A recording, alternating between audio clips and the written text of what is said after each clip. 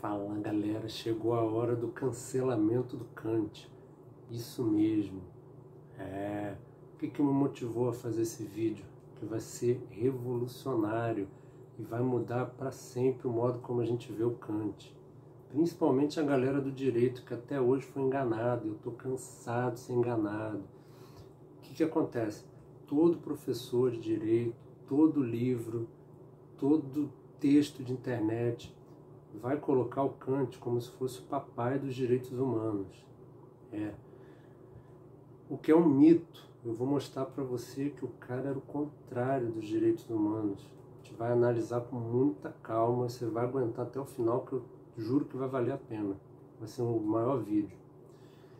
Então, vou pegar minha cola aqui, porque o que acontece? Vou explicar para vocês em que consiste esse mito que surgiu. Alguém que não leu Kant foi passando para frente e aí todo mundo foi fazendo o mesmo, espalhando o caô.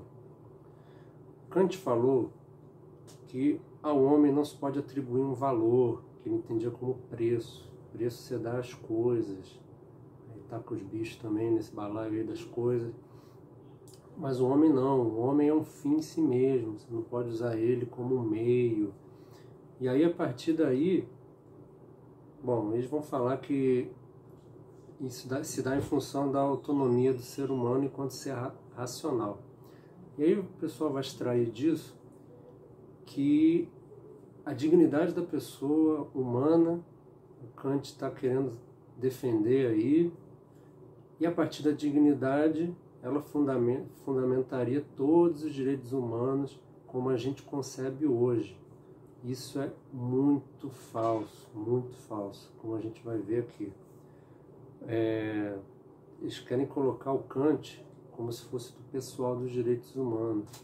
Kant não é desse bonde dos direitos humanos.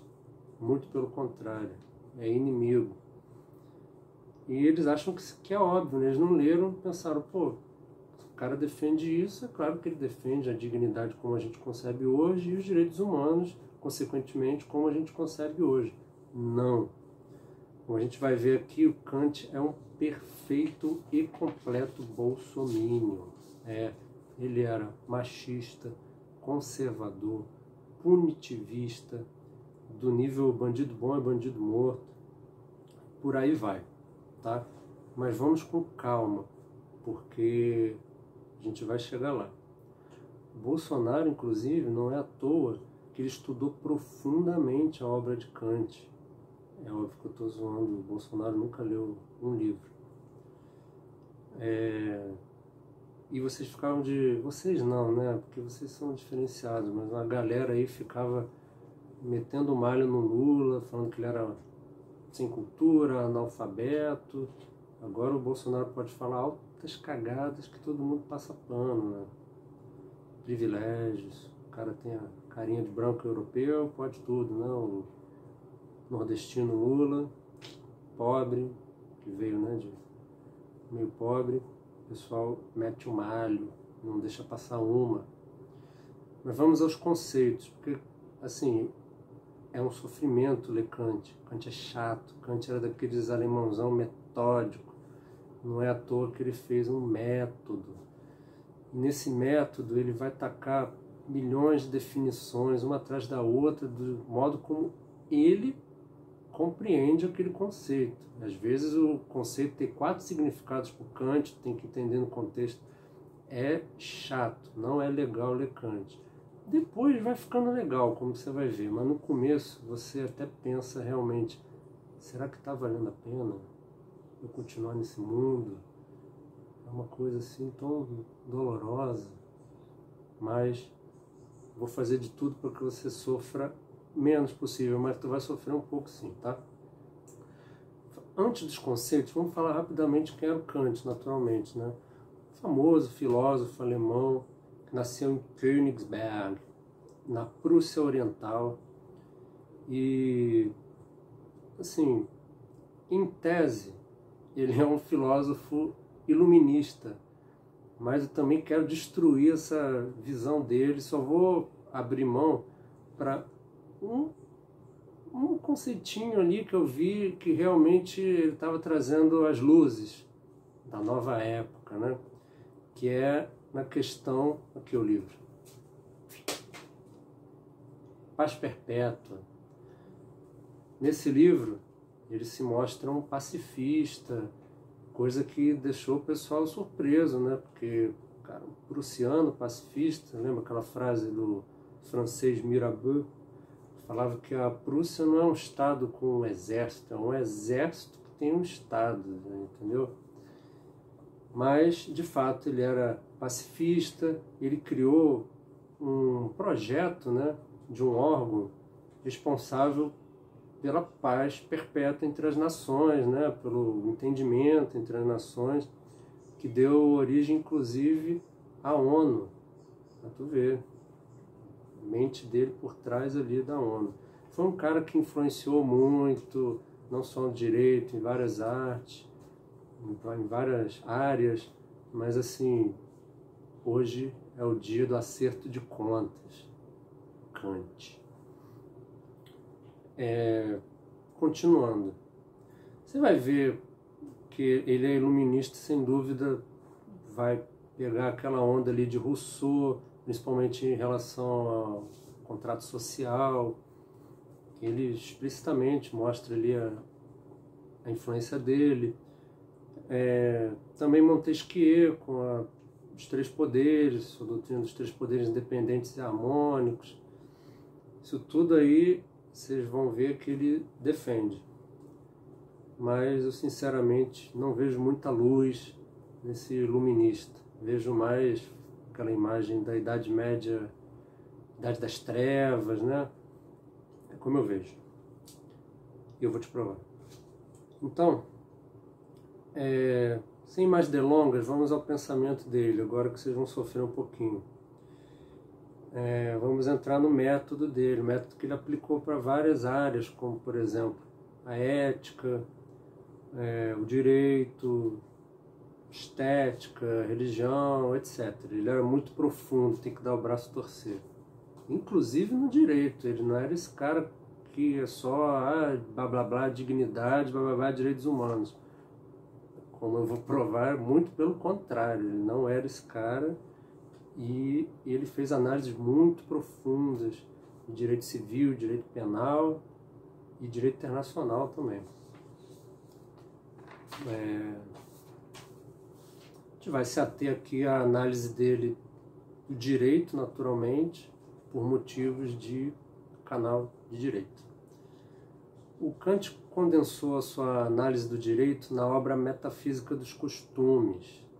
Você vai ver numa outra obra dele, aqui e ali, coisas jurídicas, sem dúvida, mas está tudo ali na Metafísica dos Costumes, pode confiar. Vai na fé, com calma, respira fundo e lê esse livro que marcou a história do pensamento, não dá para fugir. Se você quer alçar voos aí, entender como as coisas funcionam, da onde veio coisa e tal, tem que enfrentar esse maldito livro. Mas eu vou te facilitar as coisas, você vai achar ele mais interessante.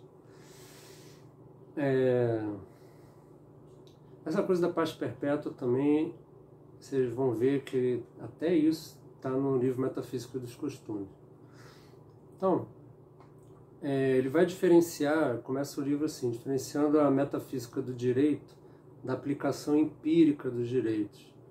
Ele acha que fez um sistema puro, derivado da razão, que seria a metafísica do direito, enquanto que a aplicação empírica dos direitos está fora da ciência do direito. São exemplos e observações que não são parte integrante do sistema metafísico do direito. Então, o Kant, ele acredita que fez um conceito puro do direito, antes do Kelsen, que na primeira aula a gente falou da teoria pura do Kelsen. Também merece uma aula inteira, né? Mas falei que ele é um neocantiano e tal. Claro que ia descambar em Kelsen as cagadas que o Kant fala. Então, o que seria esse sistema puro que o Kant acredita que fez? Sistema sem experiências, só com princípios a priori, que justamente não necessitam da experiência, sem condições sensíveis a espaço, tempo, coisas variáveis, e sem misturar principalmente com a ética. Ele faz muito questão de diferenciar, ó, isso é ética, isso não tem uma lei ali do Estado que obrigue, são só obrigações morais que você tem, como fazer o bem, blá blá blá. Ou seja,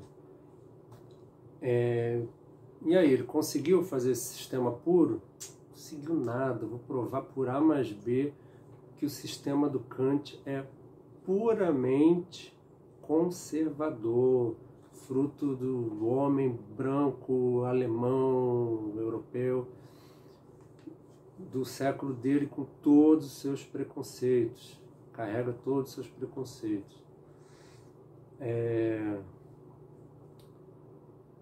Isso a gente vai comprovar, que ele é esse preconceituoso e esconde seus preconceitos, mascara eles numa teoria científica fake pura, isentona, que de isenta não tem nada. Então, mais uma vez, direito para o Kant é puro, por quê? Porque sua fonte são princípios a priori, princípios morais universais. Ele assume que pela experiência é a única forma da gente conhecer a natureza particular dos seres humanos, né? E a partir daí, extrair os princípios a priori.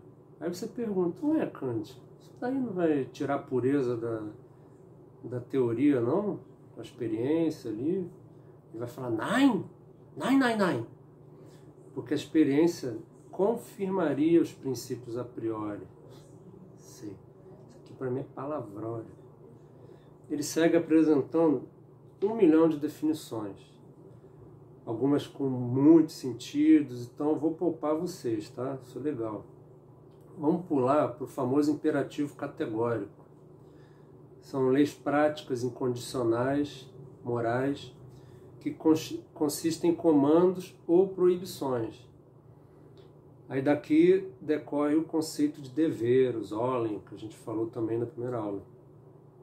A partir desse imperativo categórico, o Kant vai nos dizer no que consiste o princípio supremo da doutrina dos costumes.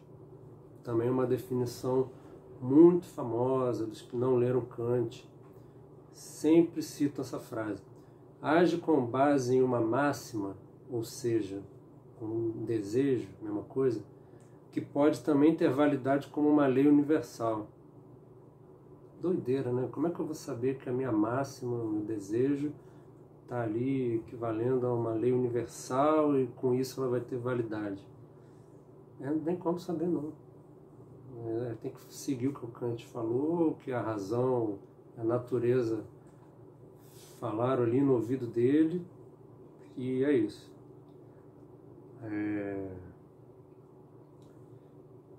Não é à toa que o Fichte, um alemão também, um filósofo, falava que o Kant era a encarnação da razão pura. Pois é, ele é a encarnação do seu método, é isso. Ele é o profeta ali, o cara que recebe o espírito da natureza, da razão, e só para ele, ó, Kant, isso daí pode ser um imperativo categórico, tá? Conceitos totalmente abertos, enfim. Kant defendia o direito natural. E como a gente vai ver, ele vai extrair alguns absurdos jurídicos da natureza. Calma aí que vai ficar muito boa essa aula. Por enquanto Kant está aqui, ó, no etéreo. Daqui a pouco ele vai baixar do nada, começar a falar as coisas que ele simplesmente acha que o direito é, e vai embasar ridiculamente, dizendo que isso vem da natureza, isso é a razão que deseja, a razão tem um desejo, né? Ele compreende esse desejo. Então, ele vai extrair alguns absurdos jurídicos da natureza.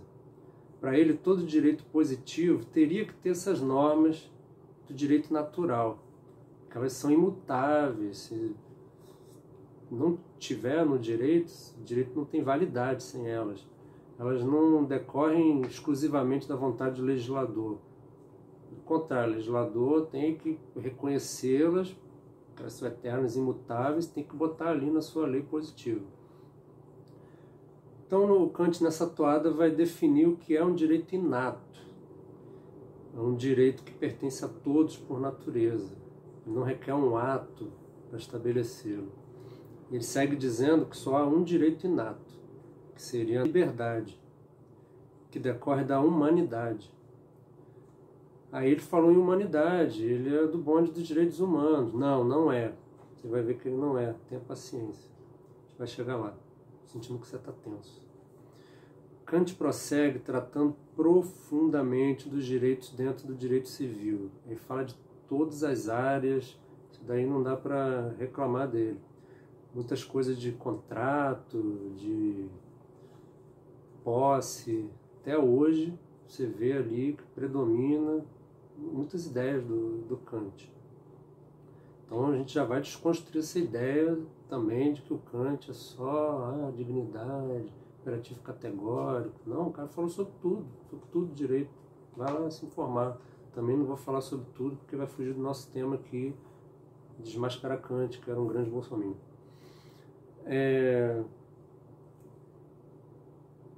Vamos pular algumas partes, né?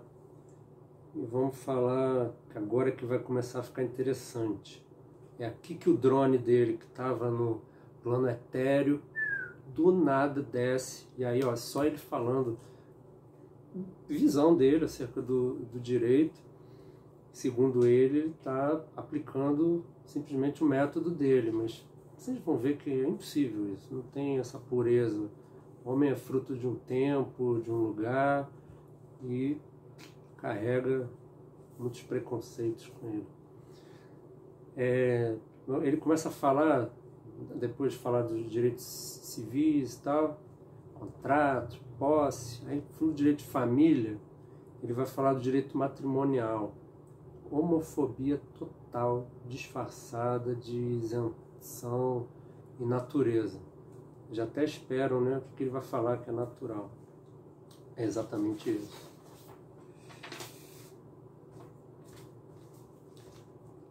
A união sexual é o uso recíproco que um ser humano faz dos órgãos e faculdades de um outro. Olha que definição terrível. É como ele vê o sexo, de forma nem um pouco natural, né? A gente está percebendo. Vai piorar. Este uso é o natural, se a procriação é possível, ou antinatural, com pessoa do mesmo sexo ou com animal. Então, assim, ele botou no mesmo plano transar com uma cabra e o cara tem uma relação homossexual. Vai falar que é tudo antinatural. E a malandragem deles é essa, né? Você sempre foca na procriação. O objetivo do sexo é a procriação. Então, se você não procria porque é uma relação homossexual, aí você está indo contra a natureza. Mas é muito fácil ver também o outro lado e justificar uma relação homossexual com base na natureza. Porque da mesma forma que eu sou heterossexual e tenho prazer natural em relação ao meu sexo oposto, que é o feminino, quem é homossexual também vai ter essa atração natural por pessoas do mesmo sexo. Aí, ô Kant, a natureza soprou aqui que é natural, entendeu? Tô achando que tá meio enviesada essa tua conversinha com a natureza aí. Mas beleza. Continuando, que vai ficar muito melhor que isso. Ele vai falar que são vícios inomináveis, ele considera uma coisa gravíssima, né? Lesam a humanidade em nossa própria pessoa. Aí, direitos humanos, não, como ele usa o conceito de humanidade. A união sexual natural, ele vai dividir de acordo com a mera natureza, que ele chama de libido, ou de acordo com a lei, que é o casamento. Esse direito pessoal do matrimônio tem afinidade com o direito a uma coisa, pois ambos os cônjuges, olha as ideias dele, se adquirem como sendo uma coisa do outro. E vê que é engraçado, o Kant sempre diferencia o ser humano da coisa, né? Porque o O ser humano tem dignidade, é um fim em si mesmo, e a coisa não tem nada disso, né? A coisa pode ser um meio usado para um fim. Só que ele está o tempo todo no livro inteiro comparando o ser humano com a coisa, em vários exemplos, cara. Então não é tão dividido assim, quando a gente vê de forma mais detida. Isso é muito legal. E olha isso, quando há uma pulada de cerca, ele reforça essa visão, dizendo que equivale a você reaver uma coisa. De novo, as piores comparações, né? Quando a pessoa se entrega à posse de uma terceira pessoa, o outro cônjuge tem o direito de reaver essa coisa. Vem cá que tu é minha, volta para cá, volta pro serralho. Sensacional. Então, assim, ele fica coisificando as pessoas o tempo todo. Me parece que ele não tratava o sexo assim de forma tão natural. Eu até falei que ele morreu virgem numa aula de história no IFIX. Metade da aula, metade da turma riu pra caramba, a outra metade ficou meio chocada, mas eu ainda acredito que ele morreu virgem. Aí ele continua viajando, ele fala que concubinato e a contratação de uma prostituta não geram direitos. Por quê?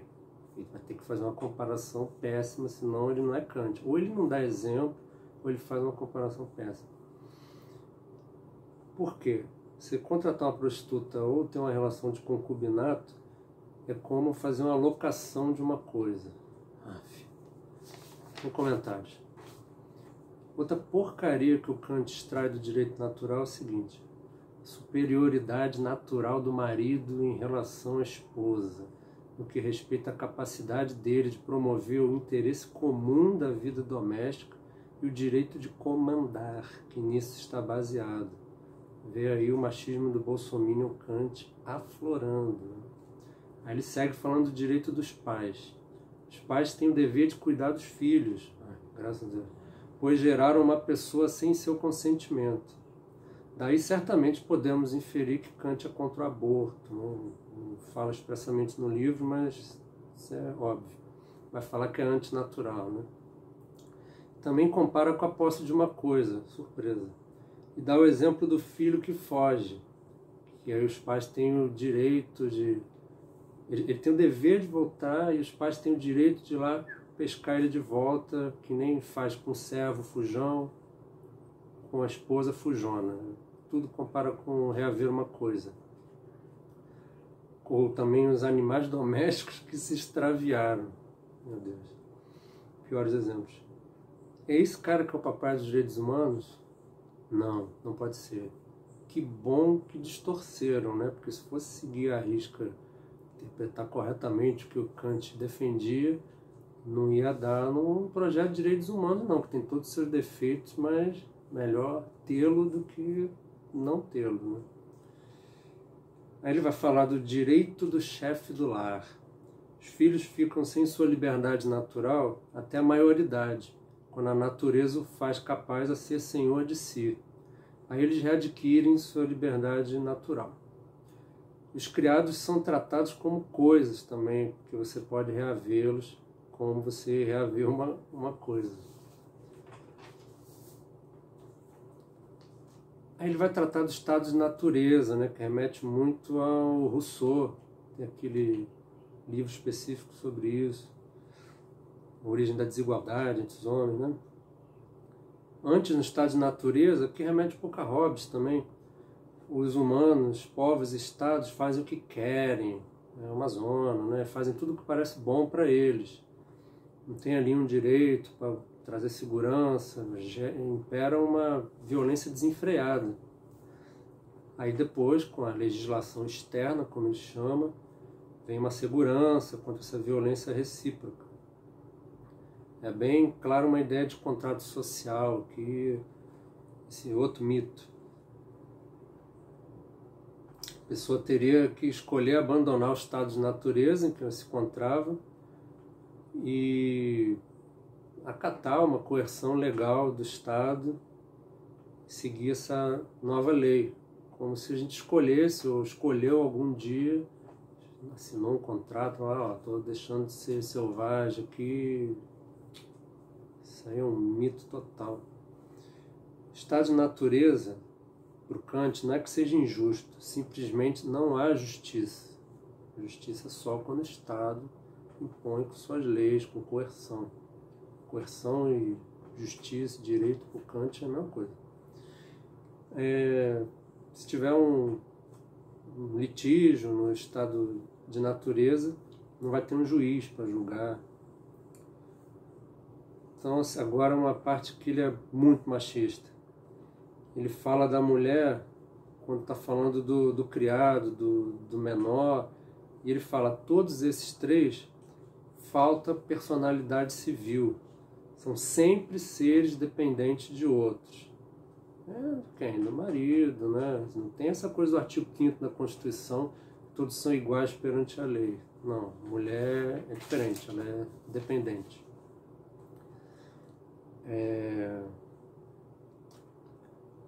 Olha como Kant é reacionário disfarçado de isentão. Um povo não pode oferecer qualquer resistência ao poder legislativo do Estado que fosse compatível com o direito, uma vez que a condição jurídica somente é possível pela submissão à sua vontade legislativa geral. Inexiste, por conseguinte, direito de sedição, e menos ainda de rebelião. E menos do que tudo mais, existe um direito contra o chefe do Estado como pessoa individual, monarca, de atacar sua pessoa ou mesmo sua vida, sob o pretexto de que abusou de sua autoridade. Presta atenção. Qualquer tentativa neste sentido é alta traição, e quem quer que cometa tal traição tem que ser punido com nada mais do que a morte, por haver tentado destruir sua pátria. Pátria, para ele, é o governante, né? É sinônimo. Curioso é que, embora Kant tenha defendido a Revolução Francesa, que cortou a cabeça do soberano Luís XVI, como um signo histórico do progresso moral da humanidade, ele defende. Só que, ao mesmo tempo, ele condena a Revolução Francesa juridicamente, justamente por isso. Ai, que violência, cortou a cabeça do rei, ninguém tem esse direito. Alta traição. Sim, mó contraditório, o cara não tem coragem de falar assim, ó, muito abuso que esse cara faz, vamos cortar a cabeça dele, porque para quebrar, a gente para fazer um omelete tem que quebrar uns ovos mesmo, e é isso. Não, ele era muito peidão, cara. Olha o que ele fala. O Fichte, por exemplo, o filósofo alemão que eu citei, ele é direto, ele fala assim, ó, o povo tem sim o direito de revolução contra um Estado despótico. Você pode até falar que é o direito natural, qual é o único direito inato por Kant? É a liberdade. Então, você pode falar que um governo que está sendo déspota está afetando o direito super sagrado, inato do ser humano, que é a liberdade. Pronto, justificou com a natureza. Mas estou te falando, a natureza sopra uma forma enviesada por Kant. Eu já estou sacando as tuas malandragens, Kant. Tu é malandro, não mais. Continuando. Para o Kant, a revolução só seria justa se tivesse uma lei autorizando essa possibilidade. Piada, né? Que sistema jurídico vai...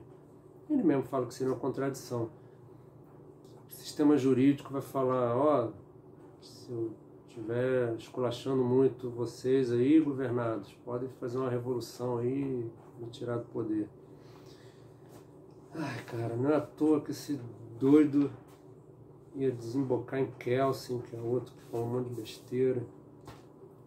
Continuar. A Metafísica dos Costumes foi escrita depois da Revolução Francesa, óbvio, né? Como a gente viu. E olha o que o Kant fala na Degola do Rei. É a execução formal de um monarca que infunde horror numa alma imbuída da ideia dos direitos dos seres humanos.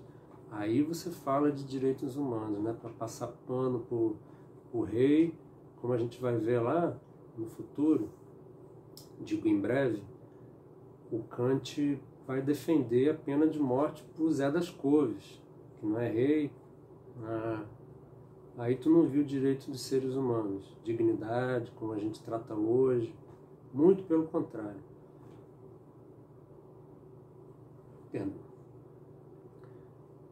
Ele vai dizer que é um horror que se experimenta reiteradamente, tão logo e tão frequentemente se pensa em cenas como o destino de Charles I, na Inglaterra, ou de Luís XVI, os degolados. É considerado como um crime que dura para sempre, jamais pode ser expiado, e parece ser semelhante ao que teólogos chamam de pecado imperdoável, quer neste mundo, quer no próximo. Vários livros também de direito só vão dizer que o Kant pulou de alegria quando estourou a Revolução Francesa. Isso aqui é o que ele fala. Por isso que é bom a gente ir direto na fonte e ver o que o autor fala. Ficar confiando muito no que os outros falam é furado. Eu nunca gostei. Porém, olha o que ele fala. Uma revolução é injusta, mas em caso de êxito de uma revolução e o estabelecimento de uma nova Constituição, a falta de legitimidade com a qual esta principia e é posta em prática não pode liberar os súditos da obrigação de acatar a nova ordem das coisas como bons cidadãos que são, né? E não podem deixar de honestamente obedecer à autoridade que detém agora o poder. Pô, aí pergunta para Kant, isso não seria contraditório? Ele vai responder, não, meu filho. Isso é o que manda a natureza. A razão é um imperativo categórico. Então, faz favor, vai lá cumprir, tá? Não enche o saco. A gente vê aqui como Kant, ele vai tranquilamente, assim, ó, do direito natural para o ultrapositivismo na velocidade da luz, assim, porque ele fala, ó, a evolução é injusta, mas tu tem que cumprir a lei, seja lá qual for essa lei, do novo Estado. Tipo, acabou de justificar o nazismo, cara, o ultrapositivismo pernicioso. Ah, seu Kant. Não, aí ele começa criticando a nobreza, aí você já fala assim, pô, como é que ele vai fazer para estragar isso? Começou bem. Ele vai falar, nada justifica alguém ter privilégios em relação a outro cidadão. Aí ele defendia que o mérito não pode ser herdado, mas conquistado. Legal, né? Tá fazendo uma meritocracia mais justa do que a herançocracia que a gente vê por aí. Então o Estado deveria deixar essa nobreza hereditária ir perecendo aos poucos até que ela desapareça e só existam cidadãos com os mesmos direitos, sem privilégios. Você entendeu? Ele fala, só critica o Estado no sentido dele conceder novos títulos de nobreza. Não, Estado, você não pode mais fazer isso. Só vai deixando a nobreza morrer. Cara, que peidão. Ele é incapaz de falar, ó, privilégios. Isso é algo inaceitável. A gente só pode ter cidadão. É egalité. Ele não é o iluminista, estourou a Revolução Francesa ali ontem. Mas não. Ele não fala assim, ó, tem que acabar agora a nobreza enquanto classe. Sob pena de... né? Não. Ele não faz isso. Ele é um cara muito peidão. Aquilo, né? Ele não quis bater de frente. A Alemanha tinha vários príncipes, vários reis, né? Como a gente viu. Ele não quis bater de frente com a galera que mandava lá, não. Meio politiquinho. Aí ele vai tratar do direito de punir. Aí chegamos no direito penal. Oh, que maravilha. Melhor direito. Direito de punir e conceder clemência. Aí, sobre o direito de punir, ele vai definir assim: é o direito de um chefe do Estado relativamente a um súdito de infringir-lhe dor. Veja que ele não fala em pena. Ele é direto mesmo. Não, pena é dor mesmo. Não fez besteira, então toma dor. Por ter cometido um crime. Isso.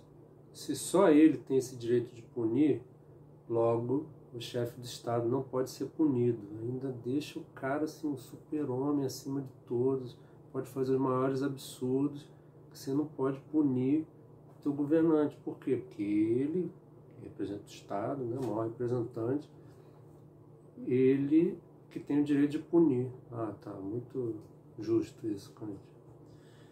É fogo, cara. Foi muita asneira. Então, o que acontece? Ele vai fazer uma diferenciação entre crimes privados, crimes públicos. São os ilícitos privados, né, que só põem em perigo pessoas individuais. Enquanto os crimes públicos são os crimes par excellence, que põem em perigo também a coisa pública. Seria mais para guiar o legislador, né? Aí os crimes públicos aí fazem a diferenciação por má índole ou por índole violenta, e a punição, que seria uma pena forense, imposta por um tribunal, ou uma pena natural, quando o vício mesmo pune a si mesmo. O legislador não considera essa, só considera a pena que é imposta por um tribunal. E como não poderia deixar de ser, a lei da punição para o Kant é um imperativo, foco categórico. O foco é a punição pelo crime. Ele fala o seguinte, ó, depois da punição, depois de causar dor naquele que causou dor, aí sim a gente extrai alguma coisa ali de útil para os cidadãos, ou pensa em outras coisas como ressocialização, que para a gente hoje seria o grande objetivo da pena. Para ele não, o grande objetivo é causar dor, é devolver na mesma moeda. O cara, representante do iluminismo, cara, isso é sensacional. O cara vai defender o direito da lei do talião, lá do Código de Hammurabi, de milênios atrás, legislação totalmente defasada, criticada. O pessoal já atropelou ela e criticou e superou há muito tempo, muito tempo. Então, essa justiça pro Kant, ele vê que nem o Hegel, é o toma lá da cara.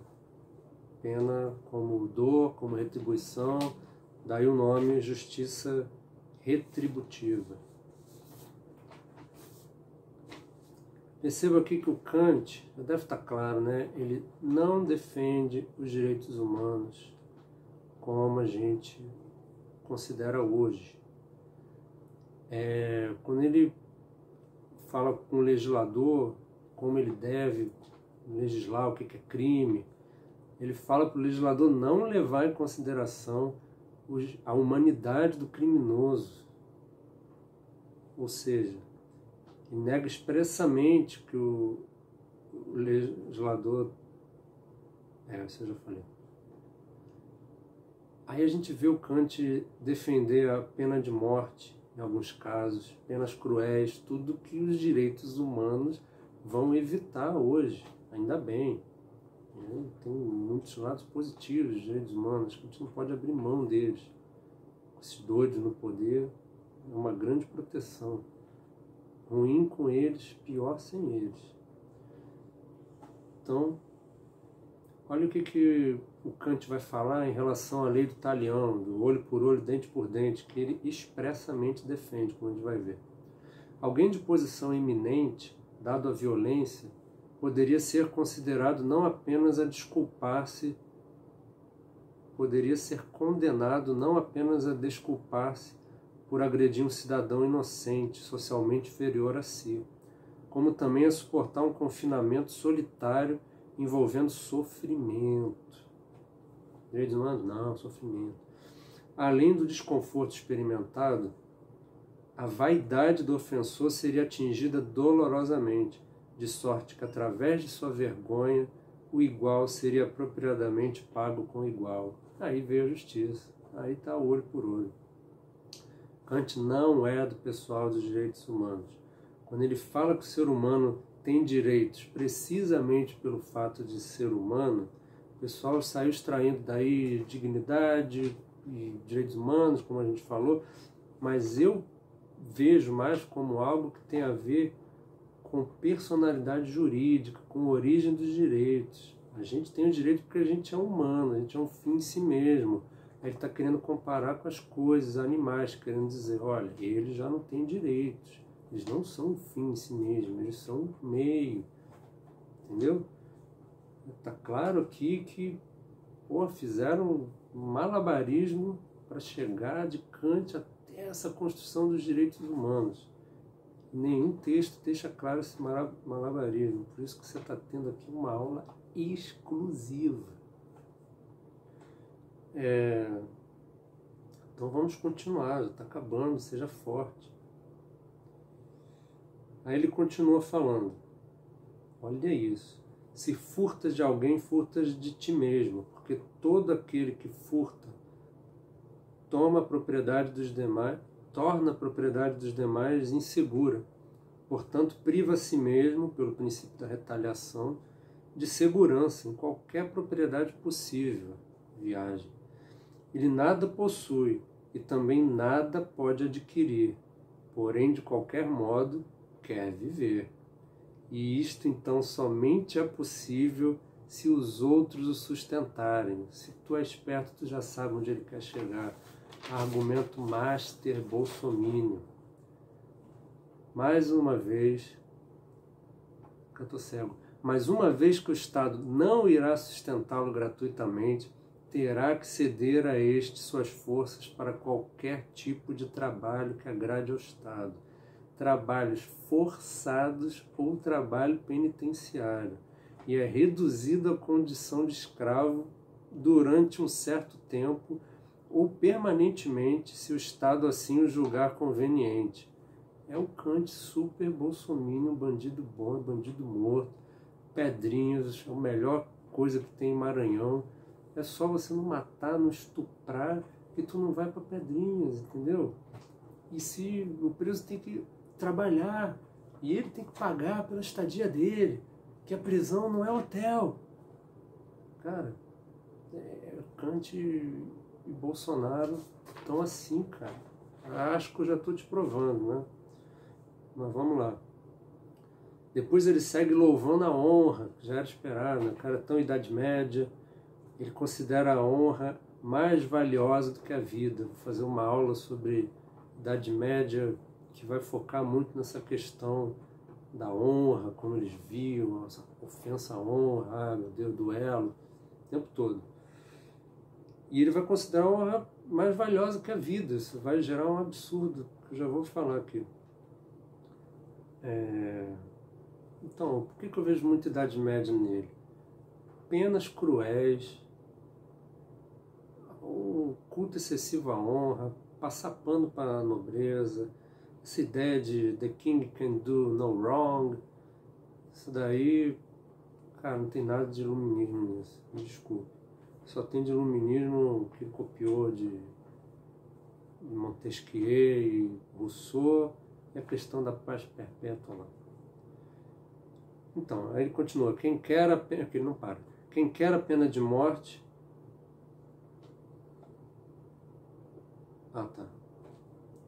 isso é o que Kant vai dizer.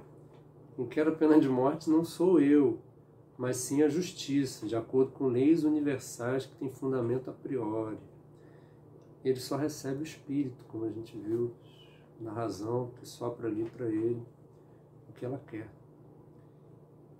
E aí, olha que interessante, o Kant, ele é vendido como se fosse do time do Cesare Beccaria, que era o italiano que fez um livro, esse sim, com muita luz, dos delitos e das penas.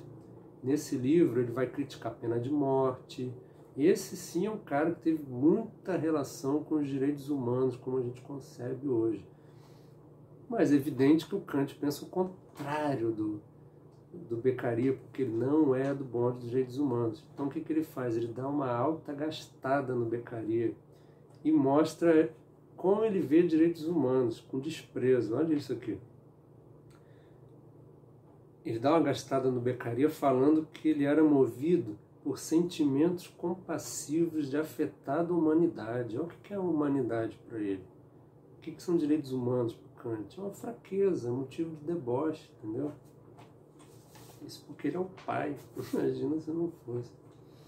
Bom, vai piorar. Daqui é só ladeira abaixo. Vocês já estão achando péssimo, mas Eu falei, hoje é o cancelamento, mano, sem dó. Além de passar pano pro duelo na questão da honra, como já era esperado, ele vai falar nesse contexto da honra um absurdo, que uma mulher desonrada, se prepara, por ter um filho sem ser casada, se ela mata esse filho, não estou falando de aborto não, é infanticídio, a criança já nasceu. Ela não poderia sofrer pena de morte, a mãe, né? A criança já morreu, coitada. Por quê? Uma criança que vem ao mundo fora do casamento, nasce fora da lei, pois a lei é o casamento, e, portanto, fora da proteção da lei. É como uma mercadoria de contrabando, meu Deus, de modo que a comunidade pode ignorar a sua existência, uma vez que não foi justo o fato dela ter passado a existir dessa forma, e pode, por conseguinte, eu vou vomitar, também ignorar a sua destruição. Cara, psico total, olha isso. Se ele tivesse imbuído de ideias legítimas de direitos humanos, jamais ia fazer essas analogias absurdas, jamais defenderia essas coisas cruéis. O cara era cruel, cara. Meu Deus, não tem nada de dignidade aqui. É engraçado que, como eu falei, a natureza não sopra para ele assim, olha, essa criança não escolheu nascer assim.